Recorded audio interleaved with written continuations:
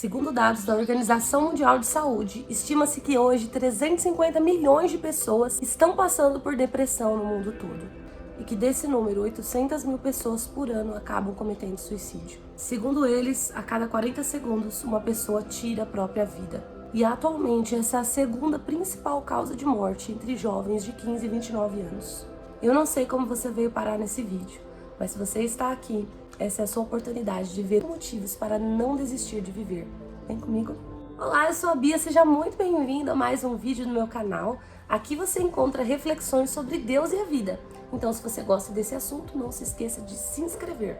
Hoje eu quero falar com você sobre alguém que foi muito incrível. Um homem que fez tantas coisas e teve uma história tão marcante que hoje ele representa todos os profetas da Bíblia. Se você chutou Elias, você acertou. Vou citar aqui alguns dos feitos de Elias só para você ter noção de como ele era incrível. Ele predisse o início e o fim de uma seca que durou 3 anos e meio. Elias fugiu da presença do rei Acabe e foi sustentado por corvos. E também na casa de uma viúva pobre, onde Deus o usou para fazer um milagre de multiplicação. Ele foi usado por Deus para ressuscitar uma criança. E uma das partes mais conhecidas e mais incríveis da história de Elias é que ele orou para descer fogo dos céus diante dos profetas de Baal. E Deus o atendeu. Concorda comigo que olhando a vida de Elias não tem como não pensar que ele era o cara? Mas esse cara passou por um momento em que ele desejou morrer. E é sobre esse momento que eu quero conversar contigo aqui. Essa história tá lá em 1 Reis do 1 ao 16, então se você quiser ler, eu tenho certeza que será muito bom. Eu vou ler aqui com vocês do versículo 1 ao 4, olha só o que diz. Acabe contou a Jezabel tudo o que Elias havia feito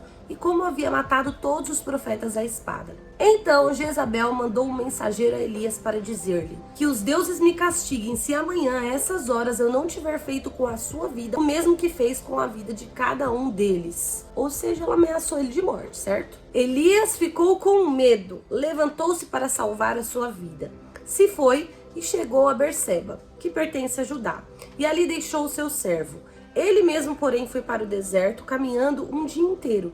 Por fim, sentou-se debaixo de um zimbro, sentiu vontade de morrer e orou: basta, Senhor, tira minha vida, porque eu não sou melhor que os meus pais. Só nesse trechinho que eu li aqui, nós já conseguimos perceber todo o cenário da história de Elias e como isso se repete conosco. Ele foi ameaçado de morte, sentiu medo e fugiu, até aí normal. Mas a primeira coisa que ele fez, que é um sinal de pensamento depressivo, é que ele abandonou o seu servo, aquele que andava com ele sempre. Ele se isolou.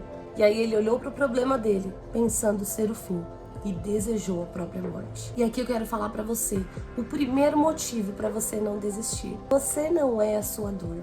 Quando nós estamos sofrendo, nós pensamos tanto na nossa dor que nós passamos a ser a nossa dor. Você deve ter ouvido a frase: quem se suicida não quer morrer, e sim acabar com a dor. O nome de Elias significa o Senhor é Deus.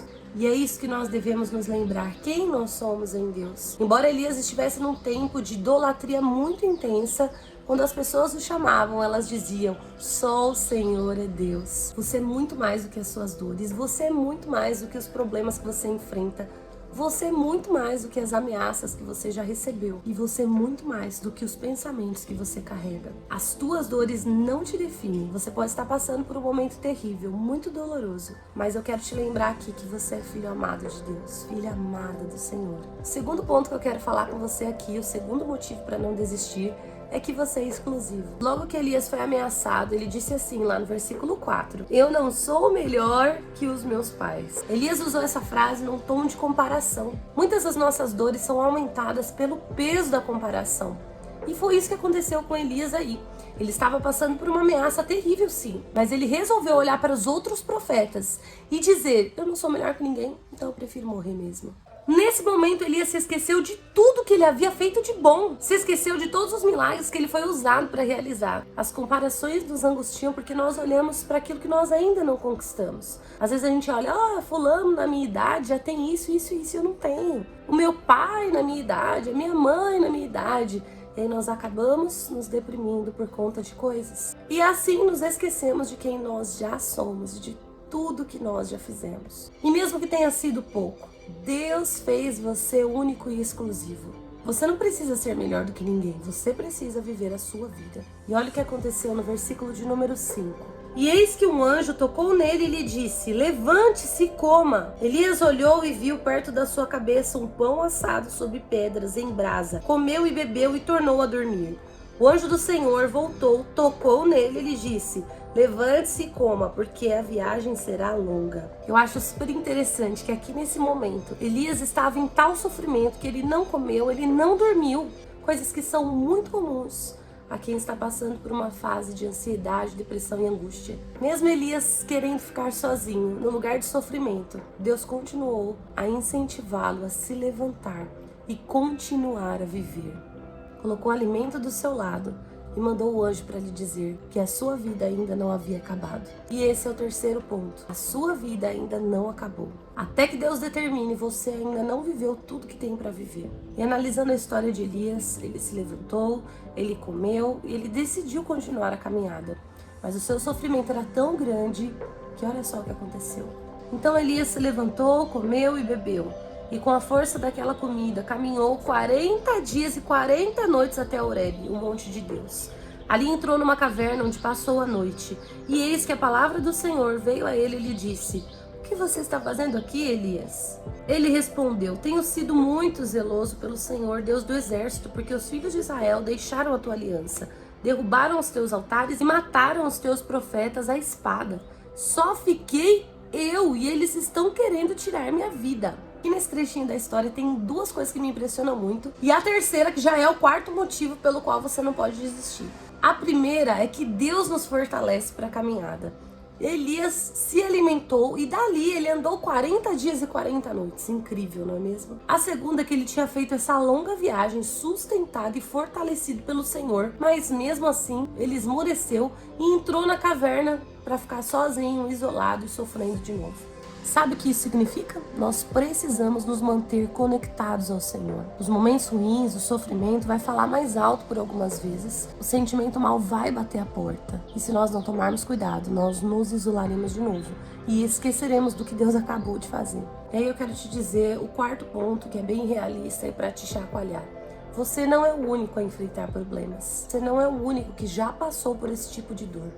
Pessoas sofreram como você, estão sofrendo nesse momento, venceram e vencerão. Coloque sua esperança nisso. Ele engrandece o seu problema de tal forma, dizendo: eu sou o único profeta que sobrou, o único bom. Mas mais à frente Deus lembra ele que sobraram mais 7.000 profetas. Eu não quero que você entenda que eu estou diminuindo a sua dor, mas eu quero que você saiba que você não é a única pessoa a passar por problemas na vida. Você não é o único a sofrer. E que assim como essa fase ruim, outras virão. Que você precisa olhar para a grandeza de Deus diante do seu problema. Quando nós olhamos para o nosso problema, nós o engrandecemos. É como se nós entrássemos no meio de um furacão. Só que até mesmo os mais terríveis furacões perdem a força e acabam. Aguente firme. Continuando a leitura. Então o Senhor lhe disse: saia daí e fique diante do Senhor no monte. Eis que o Senhor estava passando, e um grande e forte vento fendia os montes e quebrava as rochas diante do Senhor. Mas o Senhor não estava no vento.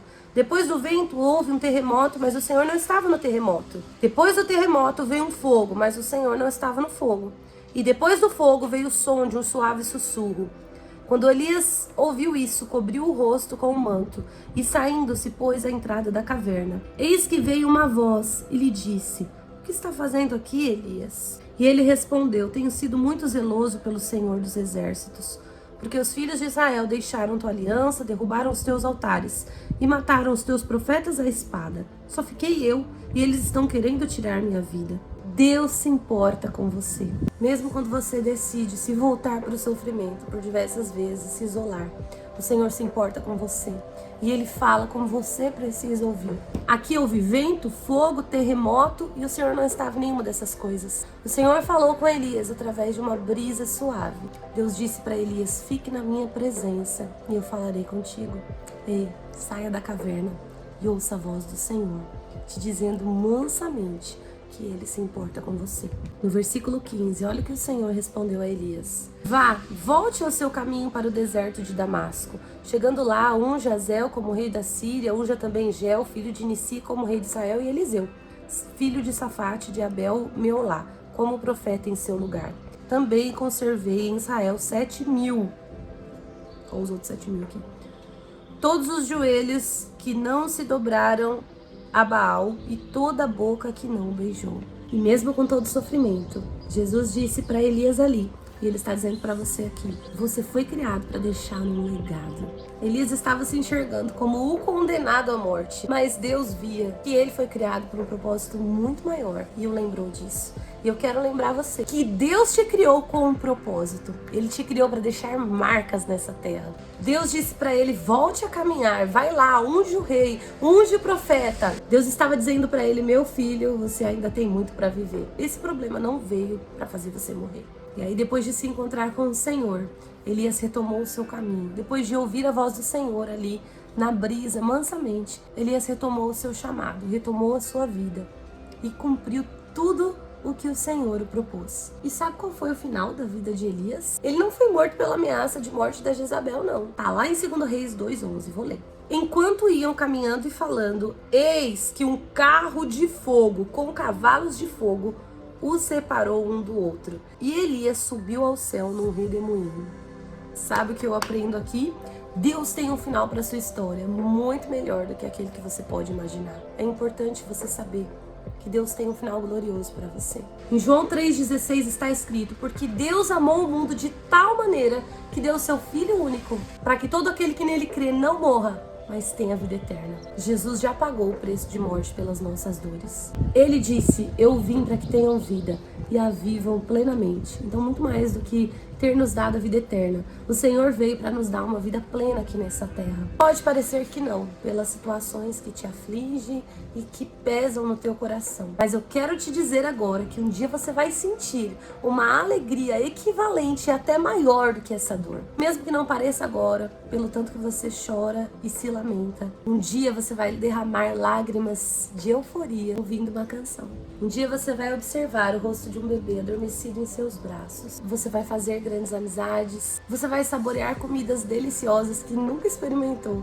Que ainda existem belas paisagens para você olhar de lugares altos, sem ao menos pensar em pular de lá. Existem livros que você ainda não leu, talvez nem escreveu. Existem filmes que você vai assistir com grandes sacos de pipoca. Parece que não, mas ainda você vai dançar, vai rir, vai sair para correr à beira da praia. Você pode até estar preso em seus sentimentos por algum tempo, mas o mundo não vai a lugar nenhum. A vida sempre vale a pena e ela te espera.